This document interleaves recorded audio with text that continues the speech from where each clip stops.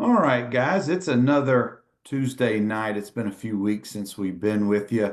Hope everybody's doing well, enjoying the spring. I know that spring ball just concluded last week or 2 weeks ago. They had the spring game.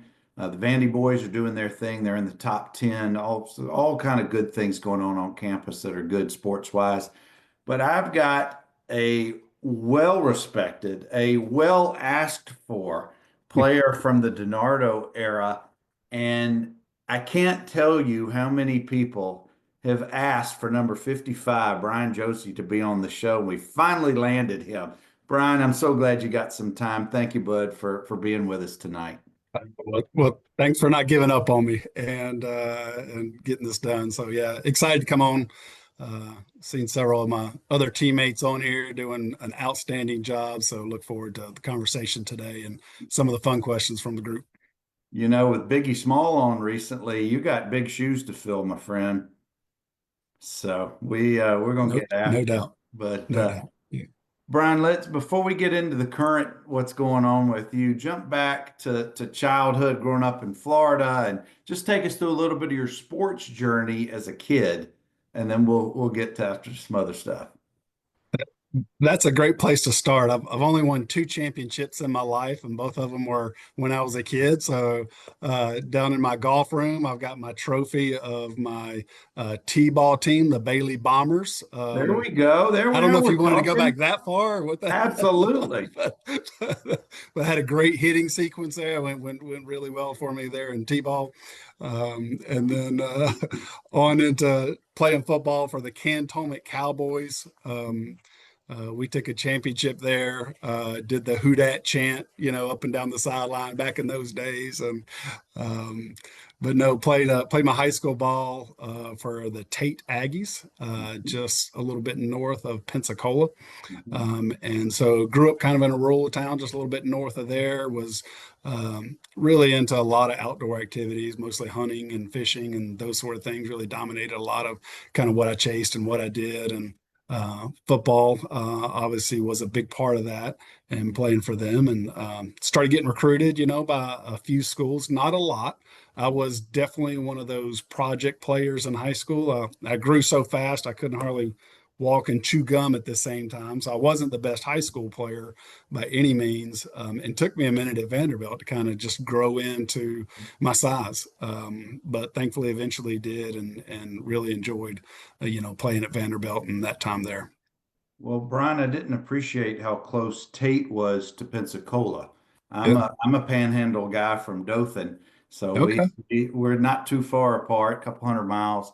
Now, I have to ask, if you grew up in the Pensacola neighborhood or near it, certainly you visited the Floribama at one time or another.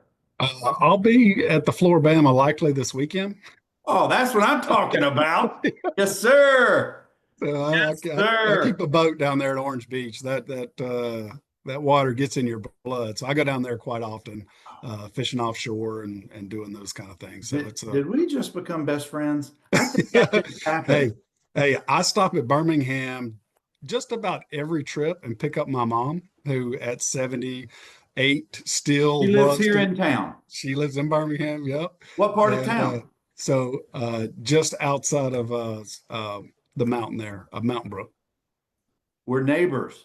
Yeah, I'm I bet I'm you are. Mountain Brook adjacent. One house Okay. over is Mountain Brook. So There you go. we'll talk offline. But my dad lives in Gulf Shores. There's a bunch of Commodores down in that area as well. But we'll connect on that level later on. Now, how far are you from, or how big was your school? I know that Emmett Smith is a year or two ahead of me, but he went Yeah, to I think Escambia County High. I think. he did. Were you all in the same region or We even were, in yeah, we were class? 5A. We were the biggest Mhm. school class there. So we played, that school and all the other big schools kind of around there in that area. Well, good deal. Now, did you grow up a Florida State fan, a Mississippi State, I mean Mississippi Southern Miss, or who was your team? That it was Alabama, and that'll be funny to, a lot of the kids that were there, with me when I first got there. I got the Gene Stallings talk of if I had one more scholarship, it would be yours. So I think they've all heard that story more than they care to. If I But just yeah, had that one that was more. the yeah, that's right. We grew up in the wrong era. in the Yeah. 60s and 70s, before the NCAA put limits on it, Alabama was signing 100 to 150 guys a year. Right. Now, he'd weed them all out, that's for Yeah. sure. But I mean, even Vanderbilt in the 60s and 70s, early 70s, they were bringing in 40 and 50 guys a year. Mhm. Yeah. But that was before the NCAA decided to flex its muscles and all the Right. craziness that's ensued in the decades following. For Bryan, sure. what was your sport as a kid? What was the main one besides being a T-ball champ? And Yes. I don't want to paint that too lightly because once a champ, always a champ. That's right. What was your sport as when you got into middle school and then into high school? It was really always football. I never played basketball. I never really got into that. Baseball up to high school, but had to give that up once I started seeing a good curveball and figured out I couldn't hit that. But it was mainly really football. That was it for me. What sport? No, not what sport. What positions did they have you? I didn't know if when you hit your growth spurt, Yeah. were you like a deer on ice, or did you have coordination in your feet? I played center, so ran the offensive line, which was a little unique for a 6'7" guy to be playing center in high school. So I definitely stood out. The line was more like a inverted triangle than it was anything else when we All right, I were gotta in the ask. huddle. Look, from one old quarterback talking here, how tall was your QB? Yeah. He didn't have to scooch down, so he enjoyed it. He could just stand right up there and take the ball, Oh my which is a gosh! little And that, explanation of my number too, because uh-huh. 55, of course, being really more of a center number. Yeah, yeah, I came in at Vanderbilt and asked, all right, get in there at center. I took about two snaps and no, all right, you're a tackle yeah, now. yeah. So I lasted with Coach Simo about a half a practice, and then I was off to Coach Hunter. Yeah. Oh, and speaking of teammates, we got Tomacek, we got Billy Smith, and we got Biggie Small in the house. Good evening, gentlemen. Thank you for joining us tonight. Um, you get into high school, you've hit your growth spurt a little bit, you got some coordination. Your coaches at Tate see that you've got some potential. Were your coaches, were they proactive in promoting their seniors or juniors coming up to colleges, or were they the protective type that we didn't want our players to get the big head? And we're so old, it way predates internet recruiting and any of that stuff. What was your coach's roles, I guess, toward promoting you for the next level? Yeah, it didn't feel like a lot, honestly. I had an older coach, and it was kind of if it's going to happen, it'll happen. They'll find you, that kind of attitude. We'll send tape to whoever we need to. Those old reels that they used Oh to yeah. send, Oh yeah. back in the day. And so again, nothing like today. Nothing like the pressure really that's put on kids. It's a process really that they go through. Clint certainly just went through that with his son, and he's one of the highest recruited guys in Texas. And so it was, I know, without even asking him, just a whirlwind of not only emotions, but just uh, really a completely different atmosphere today, which I went through with my son as well. Well, and we're going to come back to that topic in a little bit. If for those of you who don't know, there is a Josie who's a fifth year. He's a lineman at UVA, and we're going to come back to. I want to ask you the difference in recruiting, you being now the dad, not you're the former athlete, and the relationship between father and son, navigating all of that. But we're going to put a pin in that for now. But let's talk about your recruiting process. What schools were you interested? What schools were interested in you? And ultimately, how did you find your way to Nashville? Yeah, so I wanted to play in the SEC, so that was certainly a goal of mine. Had some opportunities outside of that with a lot of other academic schools. I had good grades, so the other the Tulanes and the other folks kind of down south were paying me a lot of attention, but I didn't get a lot. Got recruited by Ole Miss and Mississippi State a little bit, but Vanderbilt was really my only true offer when it came down to offers in the SEC. And so I came up there and toured the facility, went to a lot of the same places Clint talked about last time on this show, and got sold on Vanderbilt, and really glad I did. Certainly the teammates and stuff, and I hope we get a chance to talk about that a little bit more. How Oh, sure. proud I am of these guys, and just the life that we've been able to live has just been extraordinary. Well, I'm going to give you opportunity because we have a comment that you have to have some commentary about. When was the last time you took a large pizza and folded it around a meatball sub and ate it like you did every night in the towers? And I'm going to let you guess who had that comment. Yeah, no, that's definitely Clint. Hmm. I know he's going to get me back for some body image comments that I made on him last time he was here. But I mean, yeah, it was. It's funny when Noah was here this week. He said, "I'm so tired of eating." And you get to where you're working out at such a high level, you're burning so many calories, and if you're trying to gain weight for the season, which a lot of times we were, just because you couldn't maintain it if you weren't really actively eating, we were trying to pour on calories every way that we could. Now we did that in a fun way, as much as we could. But yeah, part of the things that kind of set me and Signs and a couple others apart, we'd go to Mazio's and get us a large full meat pizza, and then go to Dino's and get a large sub and make a taco out of it, basically, and eat that whole thing. Which I just can't even imagine taking a couple bites of something like that now, what that would be like. But we were pouring on the calories, no doubt. When you were at your heaviest, not necessarily your best playing weight, but when you were at your heaviest, was it during your years at Vanderbilt or was it It after? was. Yeah, no. About What did you do? 330 was my max weight at Vanderbilt. Played around 320, was kind of my best playing weight. And look, it's at 6'7". I'm sure you still looked pretty toned carrying that kind of weight, but how did you feel when you were at 330, 320? Bloated. Mm-hmm. I felt bloated and hurt all the time. Your ankles hurt, your knees hurt, everything hurt. So I was glad to get some of that weight off fairly quickly. I'm probably still holding a little more on than certainly I should be, but it's uh, something that was just, yeah. I mean, you had to survive in that SEC Oh, environment, right? You sure. you had to have that Sure. size Look, ankle. who are you going against? What Yeah. NFL players did you compete against during those years? Yeah, I mean, really, the best of the best at playing tackle. My first, this will be one of my stories. So my first, and I'll have to G-rate this, but my first time to ever go into a game was down in the swamp in Florida, my sophomore year. Mhm. Eric Dahlberg was in front of me, broke his leg like I think the fourth play, and ended up still playing 2 quarters. And finally, I got the Josey get in there, and that was the first call for me to touch the field. I run out in the field, and I'm so excited to be in the game down at the swamp, crowds going crazy, just electric atmosphere. They're beating the pants off of us. Like they're, early 90s, they were just lined up in go routes and just running down the field. For sure. Um, but I was in No. the huddle, and I was punching the Vinny and the old veterans and Mike Sell, and Signs was in there, and like, all right, let's go. I'm in here now.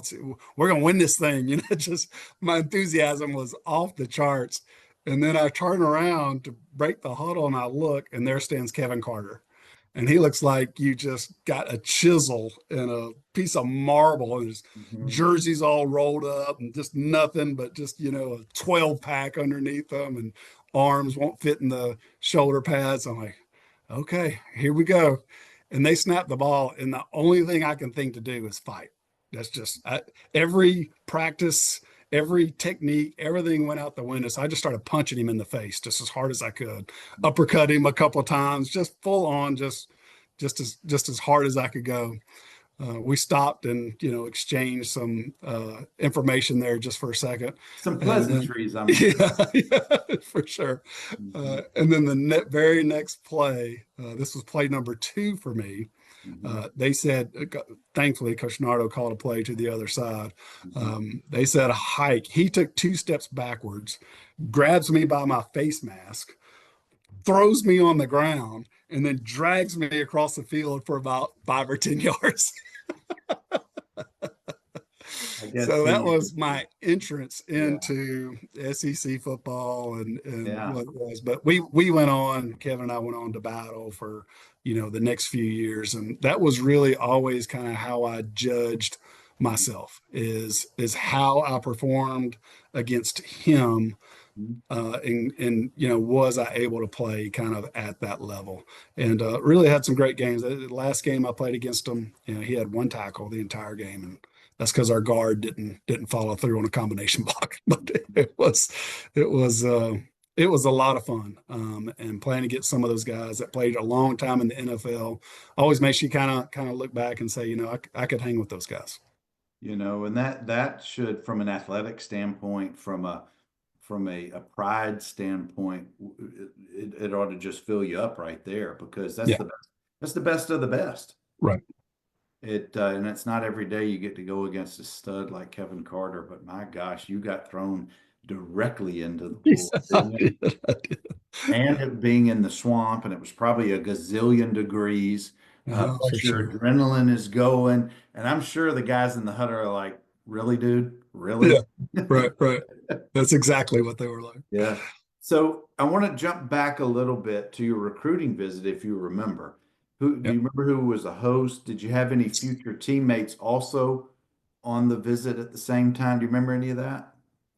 Uh, yeah, I mean a few. I don't remember all the names. I think Gabe Banks was there. Mhm. Um, I'm not sure if Jerry was on my visit or not. Jerry Vasquez, I think he might have been. Um, can't remember who the host was. I know I hung out with Kevin Rothen a little bit, while I was there. He was AB, yeah, certainly he was one of my teammates. a big leader back in the day when I first came on.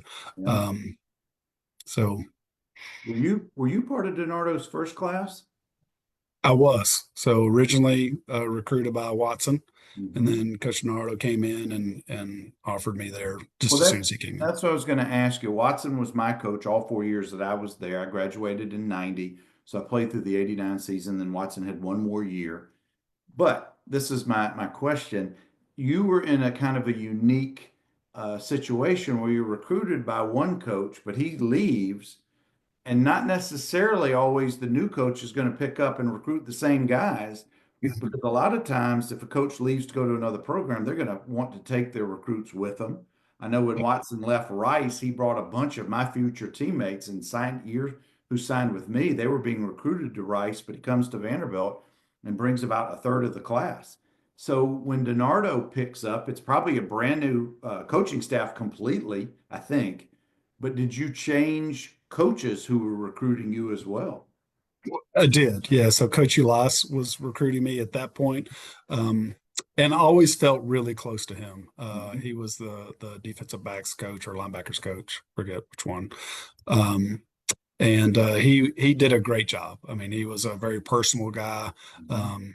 Um, so he picked that recruiting trail up and really kind of enjoyed that recruiting process even more than I did under Watson's staff. Because I think things were kind of unsure at that point. They were really their heart wasn't in it a whole lot. But it was interesting when I got to Vanderbilt. I remember I think when Coach Nardo signed his class, and of course we weren't there yet, but he told the rest of the team, he goes, I got you guys a little bit of help with a couple players, but I got you a bunch of teammates. It was the stage Yeah. was not set very well for us coming No, in. I hear And we you, were all Coach. looking around going, am I the one or two, or Well, am I just the Coach teammate? DiNardo, you may have seen he was on here several weeks Yeah, back I did. Yeah. and really opened up and just shared a lot of that experience. And he chalked a lot of it up to being inexperienced as a head coach, Yeah. being someone who needed to prove himself with a whole bunch of future Hall of Fame coaches in the league at the time. And he's just trying to make his mark. And whether he missed or hit, depending on who and what we're talking about, but there was always that enthusiasm to make the team better. I mean, that was his For goal. sure. Yeah, no, I did see his interview and certainly give him grace in a lot of areas just because no different than us when we're parents for the first Oh, time, or sure. we're, married to our wives for the first time. Like we all make tons of mistakes that we learn from and we get better from, and we continue to grow from, every day. Hopefully we're all still doing that. But so for sure, I didn't mean that at all as a cut towards him. It was Oh, just no, a I didn't take it interesting that way. snip on, kind of our entry into the Vanderbilt locker room. Yeah, yeah, no, look, he was keeping it real. He was treating guys Yeah, like right. grown-ups, not kids. You Uh, no longer the big fish, so to speak, at Tate High School. You're now amongst all the other small fish at the big SEC school, yeah, and it's a sink or swim kind of a mentality because as it is. athletes, we want to compete, we want to prove ourselves, we want to beat the best, we want to play against the Kevin Carters and see how we measure up. um, when you first get there and you're starting to measure up against the varsity players that Mhm. first semester you're there, did you find that you were well suited at that time to really start to try to play? Or did you need red shirt? Did you need to gain weight or strength? Or how did you feel you measured up to the players, the older guys who were already on the program?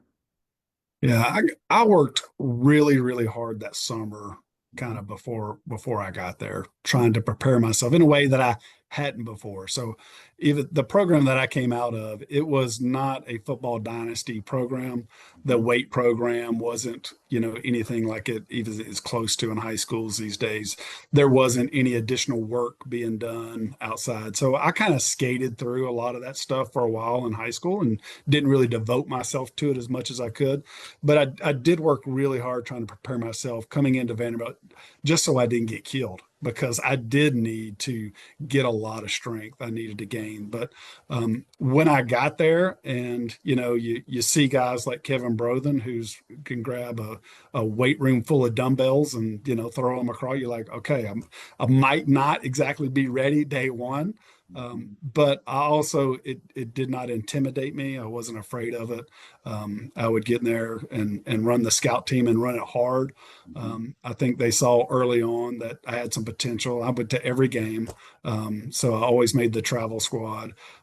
So there was always, a hope that maybe that would happen or maybe that would get in. But I think also there was a want to redshirt, Mhm. that to have that opportunity, once I was more developed, to be able to use it if I needed it or chose to. Well, sure, sure. It's the rare athlete, it's the rare freshman who comes in and is game ready. Mhm. We all know who those guys are. They're the special breed.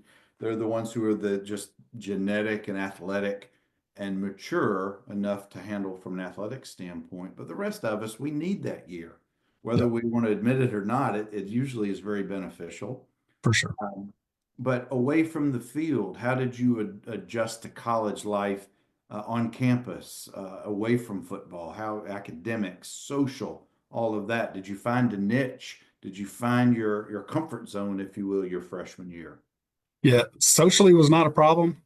Certainly fitting in with the guys was easy. It was a good group of guys, especially the group above our group, Clint's teammates, and they just really made us feel welcome. We had a lot of personality similarities, so we fell right in with that and had a really great freshman experience from a social standpoint. From a academic standpoint, I found it to be extremely challenging. Mhm. So even in the classes I was taking, which weren't the hardest classes at Vanderbilt, I was not ready to come to Vanderbilt. So I was not prepared for that.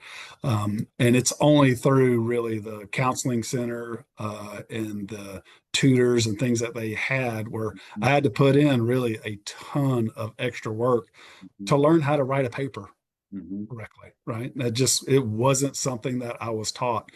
So there were some basic things that I kind of had to really take a crash course in and spend some time getting in it. Never got on academic probation or never had any issues there other than a lower GPA, than I wanted my first year. But it did definitely took a lot of work, and I noticed that right away. I'm like, look, I remember getting one of my first grades back and calling my mom and say, hey, I'm not going to make it. I'm not smart enough. Like I just studied for 3 days and made an F. Like I should probably get ready to come home. And both my parents were school teachers, and they gave me some great advice and just to really buckle down and give it your all, and that's what I did. And it ended up working out.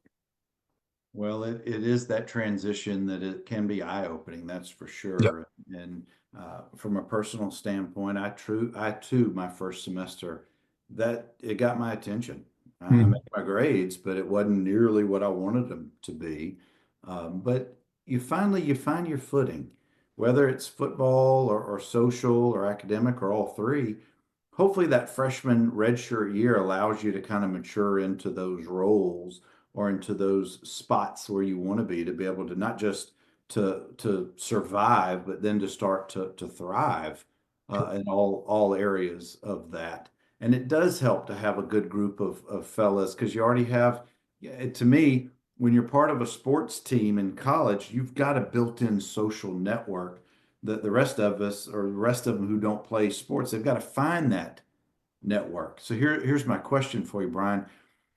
Did you, and this is my observation, folks who come on here, a lot of guys are very comfortable in what I call the Magoogan bubble. They stay within the sports program for friendships and social. And then you got the non-Magoogan bubble, which is the rest of the campus, and folks get into fraternities or other organizations on campus, and that's where they are more comfortable.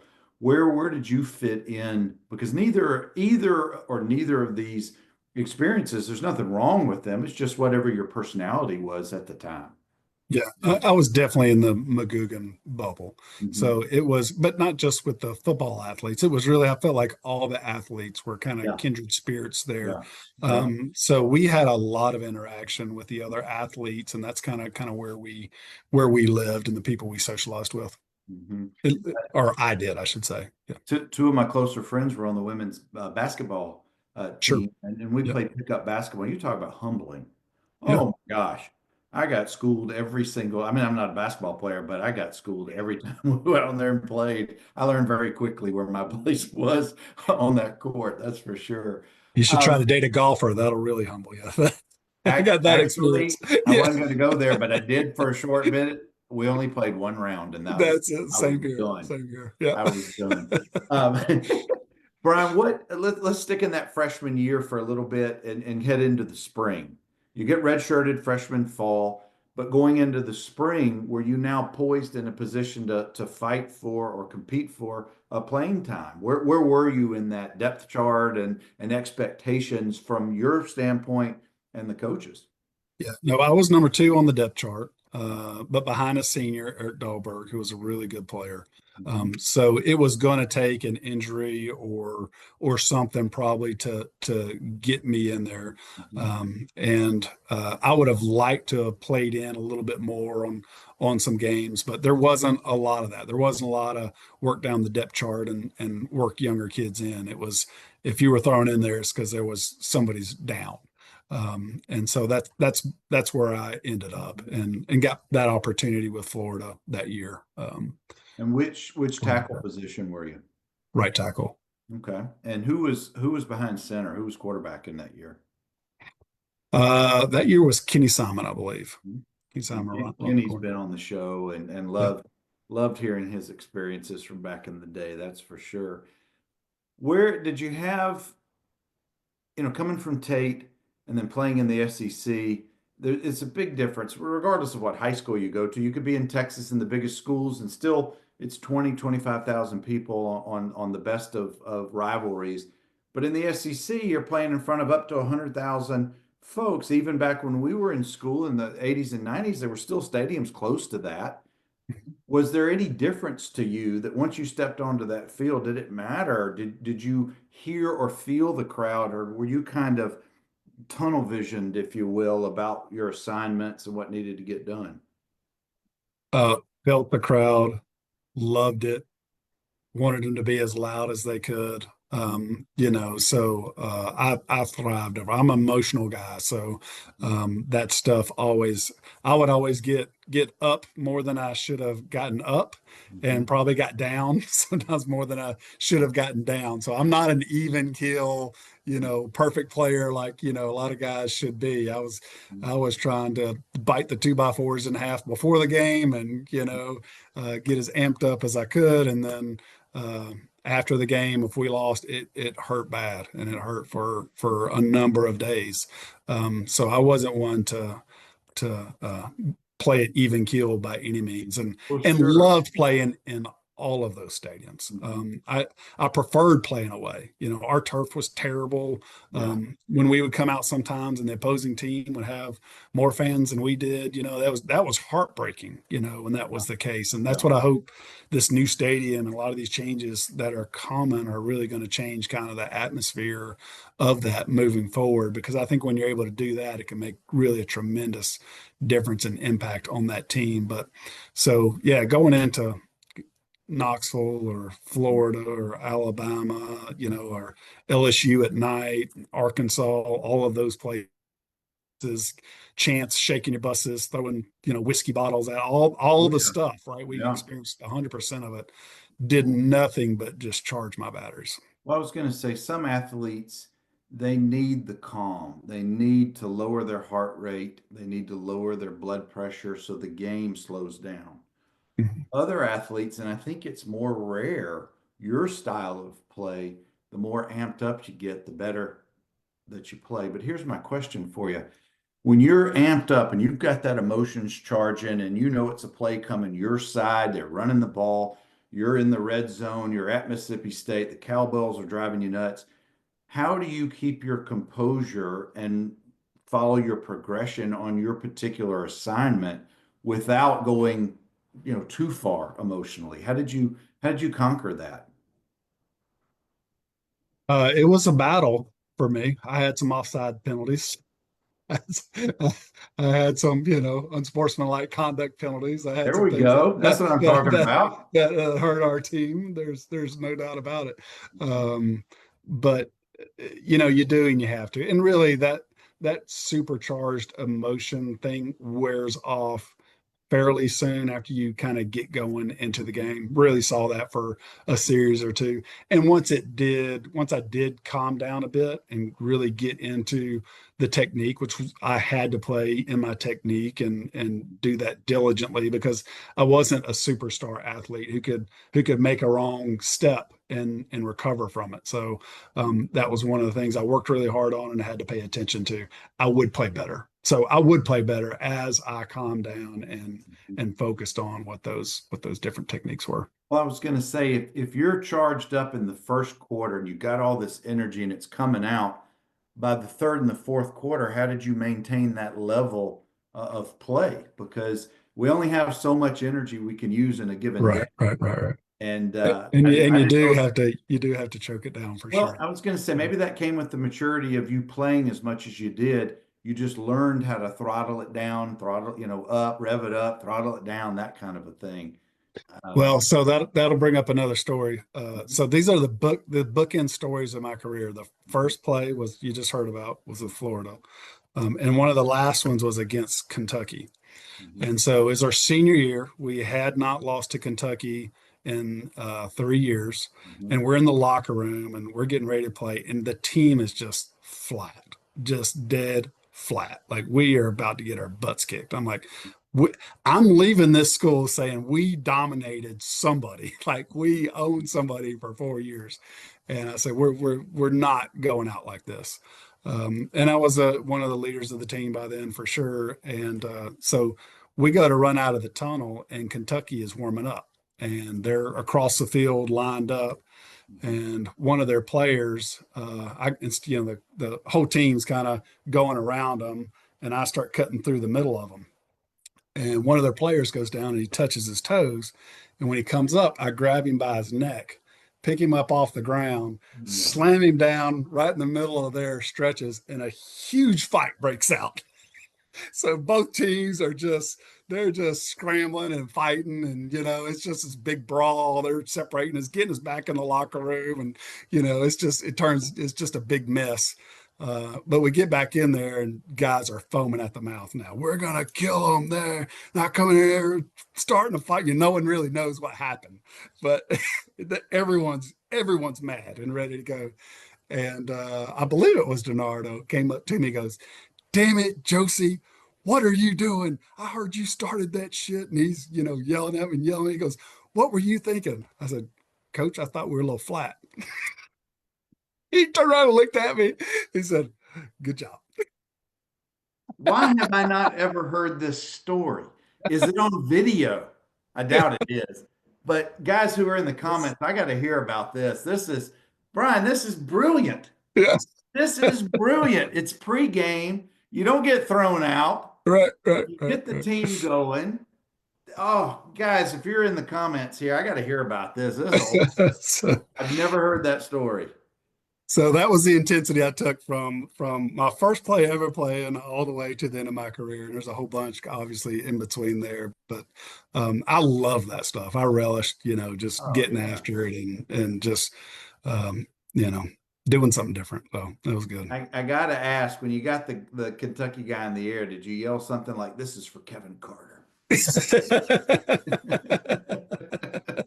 I didn't. And I can tell you, it was not the biggest guy on Kentucky's team. I suspect you found a wide receiver or a Right. DB Yeah, or for something sure. like Right. that. Oh, that's so good. Guys, we got Bryan Josey talking about playing for DiNardo in the early 90s. And oh, such a choice story. I love that. Um, Bryan, you get through your senior year, and the 4 years or 5 years that you're there, a couple of the teams get on the cusp of reaching to a bowl, but don't quite get there. DiNardo talked about that just a few missing pieces, here or there. With Vanderbilt has such a small, I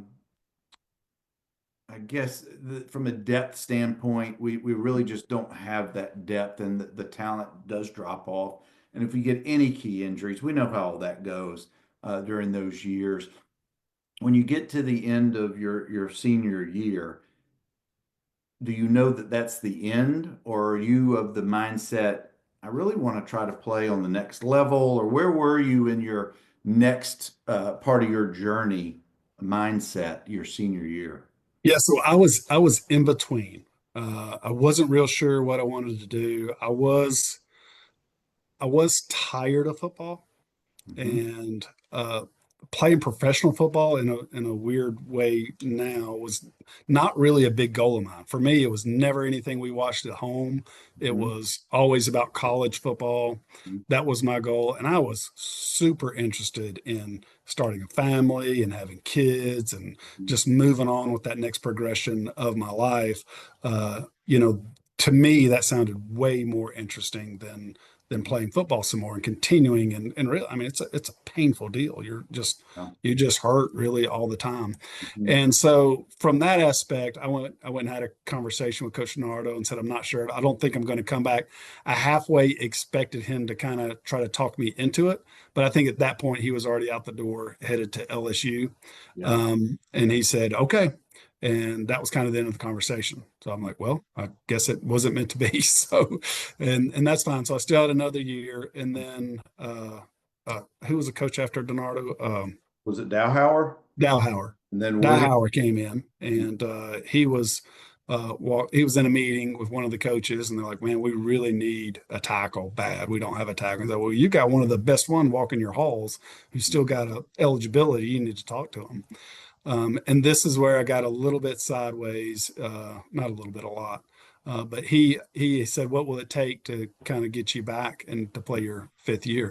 And I said, "If you can get me into Owen, which my grades were not of Owen caliber," I said, "I'll come back. Let me go to Owen. I'll play for a year and GA for a year, Mhm. and get that BA or the master's degree Mhm. in business." And he agreed that yes, no problem, I can get that done. Mhm. So I went through the whole summer worked, ready to come back for my 5th year. And then about a week before camp was told by Brad Bates that wasn't going to happen. And and I left, and I shouldn't have. So that is a regret that I have, that I wish I would have stayed and played that out and saw what would have happened, right? I would love to say, hey, yeah, I played a few years professionally or something now. So that's one of those kind of check mark regrets in life that kind of let my emotions get away from me on probably making the best decision at that time. But that's kind of how that 5th year honestly went down. Well, I appreciate you sharing that. Not a lot of folks would have dipped back into that memory bank, but we all have those kind of decisions in Yeah, life for sure. we're going to take and coulda, woulda, and shoulda, but life has its way of working out. It Certainly does. things have played out very well for you since, but I get that. I get that because it's a lot of guys when they get to the end of their career and it's time to hang up the cleats, we very rarely get to do it on our own accord. You know, you graduate, you get hurt, whatever it may be. Um, so I get that. And and maybe that also explains a little bit, Brian, why you were just kind of done with things. And how long did it take you to come back into the fold mentally to even want to follow college football or Vanderbilt football or get back with your buddies from those days? Were Yeah. you So I separated took a for a little while? break without a doubt. Yeah, took a step away from it for a couple years, but then really started to get back into it, as started to have kids and wanted to go to ball games and that. So we really got kind of re-energized, and Noah's been to a ton of Vanderbilt games, and Mhm. we spent a lot of time, cheering them on for a lot of years for sure. Oh, sure, sure. And now you live locally. It's a pretty easy drive when you're not up in Virginia. And we're going to get to your son in That's just a right. Yeah. minute. What was your path after Vanderbilt? So I had a couple of jobs right out of school. One with just kind of like a construction company. So I worked there for about a year, just kind of get my feet underneath me, and then went to work for a lobbyist group called the U.S. Chamber of Commerce for about 4 years.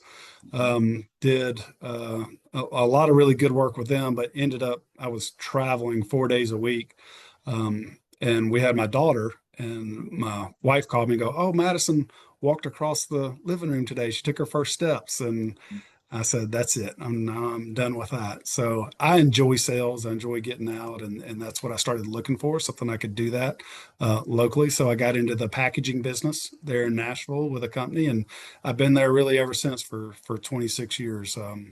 It's been a wonderful journey, a great job. It's allowed me a lot of freedom to be able to be the little league coach and be at all the events and dances and recitals and not have too much travel where it was impacting my family, and it's been a very very fruitful career. So I've very much enjoyed kind of that destination and where it's led me and what it's allowed me to do in life. Very good. Now, Jody Jones has to say something about a company car for a day. What's that about? That's a good story. I'm glad he asked that one. So I was in an internship with Nations Bank my senior year. So we're all trying to figure out like, yeah, all right, what are we going to do? Mhm. And I live with most of them are behind me here. I don't know if you can see those little figurines behind me, but Bill McDermott, Richard Sines, I think Jerry Vasquez was in the house there then too. Those guys weren't doing shit.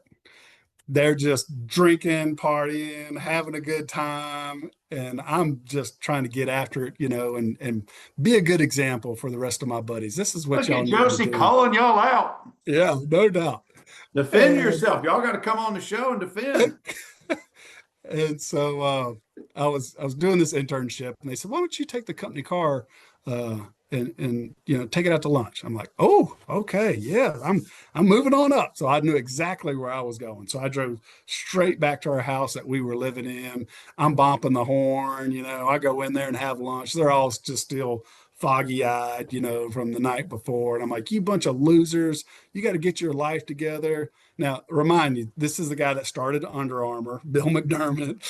This is Richard Sines, who is like the lead, uh, uh, human resource person for BP in the United States today. Mhm. Super, super high level guys. Jerry Vasquez, who's president of the bank. So I'm just giving them the grief that I'm getting it done, doing the right things, and they're not. And I said, "Hey, y'all, watch this, because me, I'm gonna show off or do something." So I jump back in the car and I'm revving the engine up, and I see the blinds kind of come open. They're looking outside, and I punch the gas, and dirt's flying everywhere. Pull the emergency brake and swing it right into the side of a tree in the yard. And those guys were tumbling down the steps Karma has a way, doesn't it? on top of me, just laughing. So, and me in just utter shock, like just Mm. absolutely shocked. So yeah, I So didn't that was a partially paid internship that never got paid on my end because I that left was the my car. Yeah, question, is how did that resolve? I did not go into a career in banking, Particularly which with that particular bank. which I Oh, think was a blessing for me. But yeah. that's so good. That's so good. Jody, thanks Yeah. for bringing that up. At least I love these stories. Brian, let's switch back to family life now. You've got a son who has come up through the high school ranks and into college. He's in his fifth year this fall, potentially a sixth year at UVA. And where I want to start is, how do you be dad trying to advise your son without going over the line of making all the decisions for him when he's in high school, trying to decide schools? How did that play out? Because sometimes us dads who played, and we've got an athlete coming up, my daughter played lacrosse, I want to tell her how it is, and she's like, I don't want to hear that. I need to forge my own path. How did y'all deal with that? So certainly, just like we were talking a while ago, made some mistakes in that process as a father, but also made some really good conscious decisions because I had some good people around me that could advise me on what to do and most importantly, what not to do. Mhm. And I've had a bunch of these conversations with other guys on the team who've had players that are Mhm. coming up, which I think have benefited all of us as well. But certainly with Noah, I coached him all the way up through actually through middle school. I coached his middle school team too. Mhm. And then once he got to high school, I knew it was time to just let him go and let him figure out his way. I trusted the coaches that he was with, so I was able to back away from that and not get so much into, well, are you working on this technique or trying that? And so I was able to really back away from it, which was really good, I think, for him, and learned quickly on how to communicate with him. You can say 100 positive things and one negative thing, and they're only going to remember the negative thing. Mhm. And so I certainly learned that quickly and was able to get that fixed. And so from then on, I just become a cheerleader. I'm supporting them all that we can. The recruiting process for him was unbelievable. His sophomore year of high school, he was ranked the number 5 guard in the country. So everybody was on him, every school that was out there. So we got to early on travel and see Mhm. anybody we wanted to. I mean, the offers were everywhere. So that was a fun experience. And he had a couple injuries in high school that started limiting him a little bit. COVID came right the year that he was, going to go into school. So all of a sudden there's half the scholarships because everybody gets another year. And Right. so a lot of those things really impacted him. And there was a lot of big highs through that and a lot of really low lows in that too. And we Oh, saw a lot of the ugly of sports, mhm. promises that were made that weren't kept. And, which becomes some of the reality of what we're seeing today, What even magnified more. When he graduated high school, what was his how big was he? He was, I want to say 280, 290, 6'5". So he was pretty full grown. And that was really the difference, I would say, of him being, going to D1 in the summers and Mhm. all of the extra work. He worked all the time, and did track and shot and wrestled and did a lot of things to that were focused towards making him a better football player. He liked the grind and the work a whole lot more than I did. So You know, he would put in the extra sets. I was trying to get our trainers even at Vanderbilt to sign off on my card, when there it you go. was You half know, done. and I bet his footwork through wrestling only helped his football footwork, I'm sure. Yeah. And how big during the season does he go now? Around 310 is where Hmm. he wants to play as a guard. Hmm. So he's done a good job this offseason. He's had a surgery after every single season. That's one of the things too that's different, I think, in sports. They would just kind of let us get better on our own for the most part, but now after the season, if something's broken, they go and fix it. So he had a back surgery right at the end of his freshman year, and then he's had both shoulders done and a hip done as well. So he's been through the gauntlet on that piece, but that also allows him some time to recuperate and rest. And like now, his senior year, he's been able to kind of really get his footing under it. So he has very high ambitions for himself. This year he's started there the last 2 years, Mhm. and has done a really really good job. And how does dad control his emotions in the stands watching Yeah, watching? it's tough. It's You have a mom special and the attraction, others you can and a bunch laugh of and dads. joke and have a great time tailgating, and dad's kind of tied up a little bit inside. There's no doubt about I'm envisioning everybody else in the stadium and you're at the tailgate by yourself watching it on the screen. it. No, I'm going to be in the stadium for Yeah, no, sure. I'm teasing, of course. Yeah, yeah, yeah. Um, But it's do you get more nervous for him than you did for when you were playing? nervous, yes. I, Hmm. I was never really nervous. I was always more excited when I was playing. But Hmm. for him, as your child, it's more about injury, Hmm. loss of dreams. Hmm. Like it's those kind of big things that as a parent that you kind of focus on of how's that piece going to go. Oh, sure. And so Sure. I do a lot of praying in the stands. I do a lot of just hoping for those things to be okay. It's not about a win or a loss or being good on a play. It's more about just make it to the end, be okay, and let's go to the next one. Yeah, no, I hear you as one parent to another with college athlete back in the day. I get it.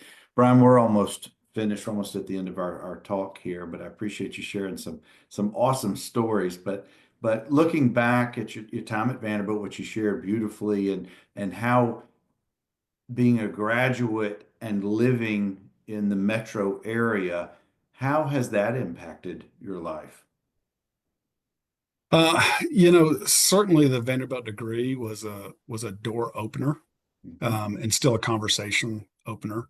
It is funny now when people ask me, well, obviously you played football. Where did you play? I'll say Vanderbilt, and I'll say Coach DiNardo, and they'll like who?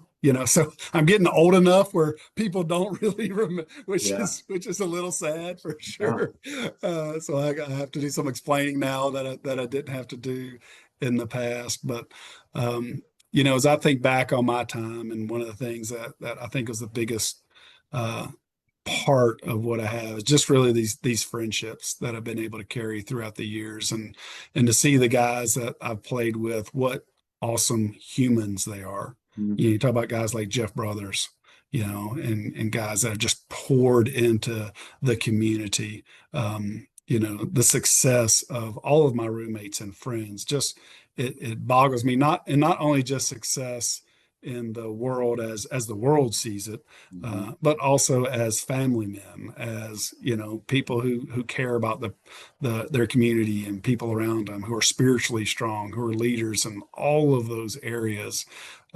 It's just been an honor, really, to do life and stay connected with so many of those folks, and I'm just so happy and proud for them all. I want them all to have just as much Mhm. success and opportunity as they possibly can, and Butch Jones got a lot of, you know, cutting remarks and insults around when he talks about, uh, we're building champions. champions of life, I think was the phrase that he used. And when he said that, man, I got it. I'm like, yeah, I mean, yes, that as a football coach and someone like, and that's what I would call, so much of these guys that I played ball with is they truly are champions of life. And I'm just happy to be a part of that life with them. Bryan, I want you to know I now get it after this hour-long talk why so many of your teammates have sung your praises and wanted you to come on this show. I wish I'd have been a teammate of number 55. I'm telling you right now, not just for the entertainment value, but for the friendship, the loyalty, the brotherhood. It's real. Yeah. It is. We didn't play together. We just met tonight, but I feel like I've been a teammate with you for years. And we're going fishing, so I've got some more stories that you'll love as well. We So we are definitely doing that. Hang on just a second, bud. Let me sign off and thank you so much for sharing some amazing stories. I'm sure most of them are true. I need you guys to confirm in the comments here. No, I have no doubt that oh my gosh, I'm just envisioning you hitting that tree and just oh my gosh, what happens? That's good stuff. But Bryan, thank you, my friend, for sharing your journey with us tonight. thank you. Thanks for the time. Absolutely. And guys, we got several more shows coming up. I am going to take a break this summer. We've been going almost 5.5 years, and we'll come back in the fall. But we've got a few more shows coming up in the upcoming weeks. So keep coming back. And as always, anchor down.